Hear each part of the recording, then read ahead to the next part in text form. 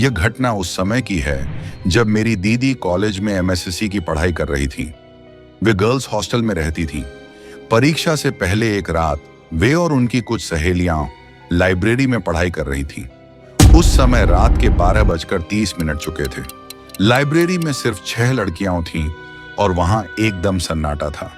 तभी एक लड़की ने कहा, बहुत पढ़ाई हो गई, अब कुछ खेलते हैं ताकि दिमाग फ्रेश हो जाए और नींद भी आ जाए। सभी ने उसकी बात मान ली। तभी पूजा नाम की लड़की ने कहा, चलो आत्मा से बात करते हैं। वह अपने कमरे से ओएजी बोर्ड ले आई। उस बोर्ड पर ए से जेड तक अक्षर 0 से 9 तक नंबर और किनारे पर हाँ और ना लिखा था।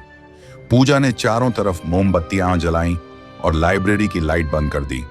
फिर उसने बोर्ड के बीच में एक सिक्का रखा। डर के मारे 2 लड़कियां वहां से चली गईं, लेकिन चारों लड़कियां रुक गईं और सिक्के पर अपनी उंगलियां रख दी।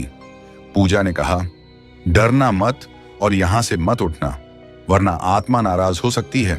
फिर उसने आत्मा को बुलाते हुए कहा, अगर यहां कोई आत्मा है तो हमसे बात करो। लाइब्रेरी में सन्नाटा था। अचानक कोई आवाज आई, जैसे कोई किताब गिरी हो।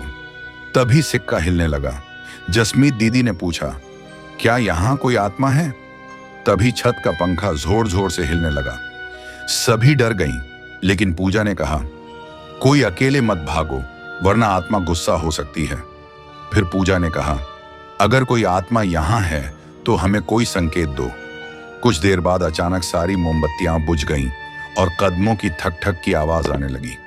सभी लड़कियां डरकर भाग गईं, लेकिन जसमीत दीदी पीछे रह गईं। दरवाजा नहीं खुल रहा था।